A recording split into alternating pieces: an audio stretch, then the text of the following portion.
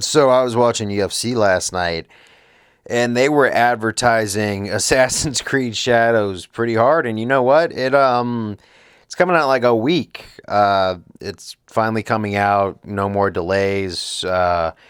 After all the controversy that it's been through with Japan intervening with the whole, I'm gonna butcher this name again, Yakuse Yasuke. I can never get it right. But basically, if you know, you know. Honestly, after a while, I kind of like just turned away from the whole subject after I made a couple videos on it, just because I was like, you know what? It's just another one of those things where a multi AAA national level, I'm stumbling with my words, but a multi-million dollar AAA gaming corporation does like this gigantic push with a specific agenda behind it. And you know, it doesn't even depend on what side of the political aisle you find on. You're just like, can we just please play a good game that doesn't feel like you're forcing some sort of like cultural push on us, or make it about the actual time and the culture, and make it an educational thing that reflects the Japanese era, not something that is going to really offend Japan. Because here's one thing is, Japan actually values their history and they don't want it trampled on. So maybe they dial back. Maybe they're going to make it, you know, more about the historical events that happened during that time, which I really hope they do. Because look, as long as it fits in with the game and the time period and it feels more authentic, it's very easy to make it work. But obviously, with the earlier renditions of Assassin's Creed Shadows, it really did hurt the game's reputation. It really did hurt Ubisoft's reputation. And for a lot of those people who are done playing Ubisoft games and just done with Assassin's Creed overall, I get it. And, you know, for me, it's not just, there's like levels to this thing. It's not just about how they marketed this game and how they try to push all the stuff they were pushing, like forcing it, but it was also the gigantic push of like, you know, we need more Assassin's Creed games, where it's like, it's kind of starting to have a big burnout. Even though I will be honest, I'm going to buy this because you never know if we're going to be surprised. Now, I'm going to give my thoughts on the game after I play it, what I thought about it, how I went about it. I mean, I'm still going to be picking it up. I'm not pressuring anyone else to. I'm just going to be doing it because it might actually make some pretty solid material. But as I was playing Assassin's Creed Brotherhood, while just kind of like getting back into the Assassin's Creed zone and getting back into the era, I do want to say the reason I'm picking up this game is you never know if it might surprise you. I remember, why are they continuing the Ezio story after Assassin's Creed 2? Why don't they move on to someone else? Assassin's Creed Brotherhood ended up being one of the best ones I've ever played. Why are they going to continue with Assassin's Creed 4 Black Flag when we've already finished the trilogy and the main thing's already over? Guess what? Moving forward, Assassin's Creed 4 Black Flag was probably one of the best games we've ever played.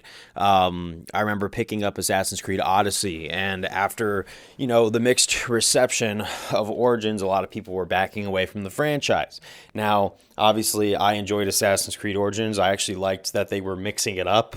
But with Assassin's Creed Odyssey, that ended up being a month-long epic that I was playing after work every single night, diving deep into the story of what I was playing, just mesmerized by the whole thing. And you know what? There were specific agendas that they were trying to force in Assassin's Creed Shadows that they ended up actually integrating into Assassin's Creed Odyssey in ancient Greece. And let me be honest, being historically accurate, people were really curious like that back in the days. You know what I'm talking about? If you're like with Alexios and then you go and you meet, who's that one dude? I forget his name. In Athens, who is very flamboyant, and you guys can, you know, go behind the scenes and do certain things. I'm not going to repeat it because I try to keep it as PG as I can, but y'all know what I'm talking about. That kind of stuff was actually really quite normal in ancient Greece from what we understand. So you want to know something? It was completely optional, and it gave you the free realm to dip into it if that was your prerogative or not. But as I'm saying, when Assassin's Creed gets at a low point, it tends to surprise us when we don't really realize it. Or there are certain things that would be considered, you know, agenda pushy that you can integrate into the game if you want it optional for the people there, that you don't have to force it on the people who are just there to play a game. That's basically the bottom line of what I'm going on about. And honestly, even though there wasn't this huge controversy behind it, I probably still would have bought it just because I want to play a game, and I probably would have just ignored all the stuff that they were trying to shoehorn in there for quote-unquote pandering purposes. But at the end of the day, I kind of just miss the old days of Assassin's Creed where we could look forward to a game without all this political stuff being interjected into it and all this international controversy that's been going on. I just think it just says a lot about the state of gaming, too, on how far we have fallen, because it's used to not be an issue.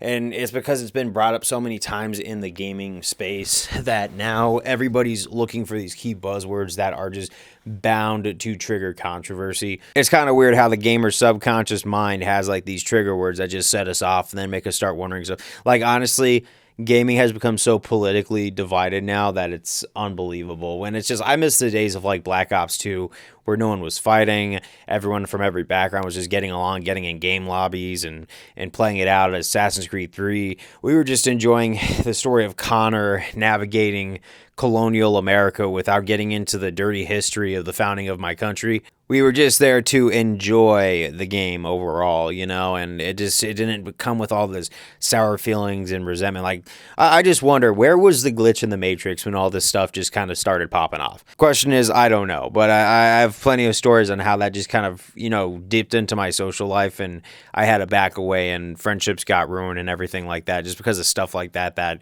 would rather just go under the radar instead of people picking sides and going at each other. But honestly, I do hope Ubisoft does become, worthy of a reputation where people look forward to their games once again someday. I really do hope that Assassin's Creed Shadows is a playable game and does have a good story deep down inside there, and it's not too full of any sort of political stuff. I just want historical stuff that, mirrors the actual history but is good enough to be authentic historical fiction. But yeah, after I open up this game, after I play it, and after I just see what it's about, I'm going to be reporting to you back on it. But man, you know what? This is an example of just how crazy our gaming spaces just have gotten. It's like I made one about Black Ops 6 and the cheating problem, making one about this and how like agenda pushing can really get in the way of what would have just been a really smooth release of a game that probably would have been a release from the craziness out there in the real world. But look, I don't make the decisions in those offices because no one's phoning me up asking me to fly over to Ubisoft and make any sort of critical decisions like play the act of the CEO. But that's what I gotta say. I'm looking forward to just seeing how this is. I'm not necessarily thinking this is going to be a good game, but we'll see, because I get it. Even if you could throw out everything I said, Assassin's Creed has been a long-standing game franchise, longer than, I was in middle school when it started happening. So it's been around for like nearly 2 decades. But if you're not playing the game or you're just cashed out already, I understand, and that's why I'm buying this game and playing it and reporting back so you don't have to. But I'll see you guys later. Happy gaming, and I'll see you on the next one.